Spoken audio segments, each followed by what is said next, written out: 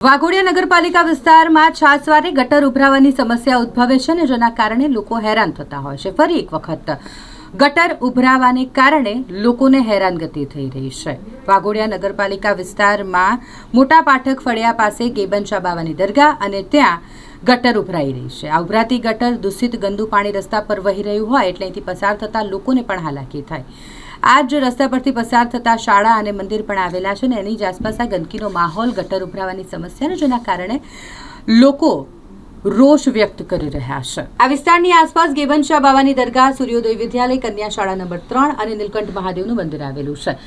જૂની પોલીસ લાઇનમાં પોલીસ કર્મચારીઓ પણ અહીંયા જ રહે છે। આ વિસ્તારમાં ઉભરાતી ગટરના ગંદા દૂષિત પાણી રોડ પર વહી રહ્યા હોય આ દૂષિત ગંદા વહેતા પાણીમાંથી શાળાએ જતા બાળકો, નોકરી ધંધે જતા લોકો જેઓને પસાર થવું પડે એટલે તેઓ ત્રસ્ત બન્યા છે। ઠેર ઠેર ગંદકીના ઢગલાને લઈ મચ્છરોનો ઉપદ્રવ વધ્યો છે।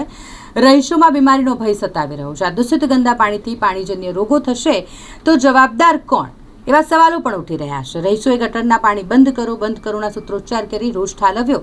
આ ગટરની સમસ્યાનું નિરાકરણ વહેલી તકે આવે તેવી લોક માંગ ઉઠી છે। અહીંયા વારંવાર વાઘોડિયા નગરપાલિકાને રજૂઆત કરવા છતાં વાઘોડિયા મોટા પાટક ફળિયા પાસે આવેલ ગટર જે ગેબનશા બાવા, નીલકંઠ મહાદેવ અને જૂની કન્યા શાળા અને સૂર્યોદય વિદ્યાલય જે ગટર ઉભરાય છે, વારંવાર નગરપાલિકામાં રજૂઆત કરવા છતાં હજુ કોઈ પણ એનું નિવારણ આવ્યું નથી। ઉપરાંત વારંવાર મૌખિક આપણે જાણ કરી છે નગરપાલિકામાં। 25 ફેબ્રુઆરી મીડિયાથી અમે જાણ કરી છે। ઉપરાંત અમે 14 ઓગસ્ટે મૌખિક બી લેખિતમાં બી અમે જાણ કરેલી છે અને વારંવાર અરજી કરેલી છે। ઉપરાંત જે ગટર ઉભરાય છે એવું નગરપાલિકાના જે અધિકારીઓ છે એમનું કહેવું એવું છે કે આ જગ્યાએથી ગટરનું કોઈ નિવારણ નથી।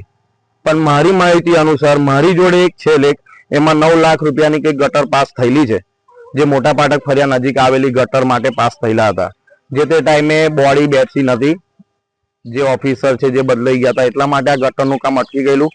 અત્યારે એને 8 મહિના થયા। મારું કહેવાનો મતલબ એવો છે કે અહીંયા નાના નાના બાળકો ભણે છે, અહીંયા ગેબનશા બાવાની દરગાહ છે, નીલકંઠ મહાદેવનું મંદિર છે, તો પણ આનું નિવારણ આવતું નથી।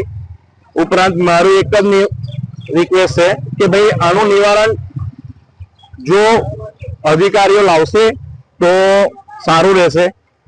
બીજી વસ્તુ, મારી અધિકારીઓમાં મામલતદાર સાહેબ, ચીફ ઓફિસર સાહેબ અને જે ધર્મેન્દ્ર વાઘેલા બાપુ સાહેબ છે એમને આ જગ્યાનું ધ્યાન દોરવું જોઈએ।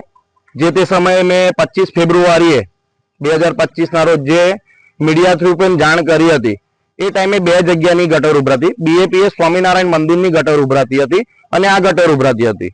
તો એ ગટરનું તાત્કાલિક નિવારણ આવી ગયું। એનું એક જ કારણ છે કે ત્યાં આગળ રૂપિયાવાળા લોકો રહે છે અને અહીંયા બધા ગરીબ લોકો રહે છે। અહીંયા બધા ગરીબ લોકો રહે છે એટલા માટે આનું નિવારણ નથી આવતું। રૂપિયાવાળા લોકો અધિકારીઓને દબાવે છે એટલા માટે એમનું કામ થાય છે। અહીંયા બધા ગરીબ લોકો રહે છે। તો મારી એક જ રિક્વેસ્ટ છે કે ભાઈ આનું તાત્કાલિક નિવારણ આવવું જોઈએ ને આવી જોઈએ। તમારથી ના થાય તો આખી ગટર લાઈન નવી નાખો। જો ધર્મેન્દ્ર વાઘેલા સાહેબ બાપુ ગ્રાન્ટના પૈસા ફાળવી શકતા હોય તો નીચેના માણસો કામ કેમ નથી કરતા? મને હમણાં થોડા દિવસ પહેલા ન્યૂઝમાં જોયું હતું કે ધર્મેન્દ્ર વાઘેલા સાહેબ જલારામ ગુગલિયાપુરા જલારામ વસાહત કરી, જો ધર્મેન્દ્ર વાઘેલા સાહેબ બાપુને જાતે આવીને ત્યાં રૂબરૂ ઉભા રહીને કાચ સાફ કરાવી પડતી હોય તો પછી બાપુને બી મારી રિક્વેસ્ટ છે કે અહીં ગરીબ લોકો રહે છે તો આનું બી નિવારણ લાવે। અમને કોઈ વાંધો નથી, નાના ભૂલકાઓ ભણે, 2 સ્કૂલ છે અહીંયા આગળ, 2 મંદિર છે, તો એનું તાત્કાલિકપણે નિવારણ આવે। બસ મારી એટલી જ દરખાસ્ત છે બધાને કે ભાઈ આ સ્થળની રૂબરૂ મુલાકાત લે અને તાત્કાલિક ધોરણે તમારે નવી લાઈન નાખી તો નવી નાખો।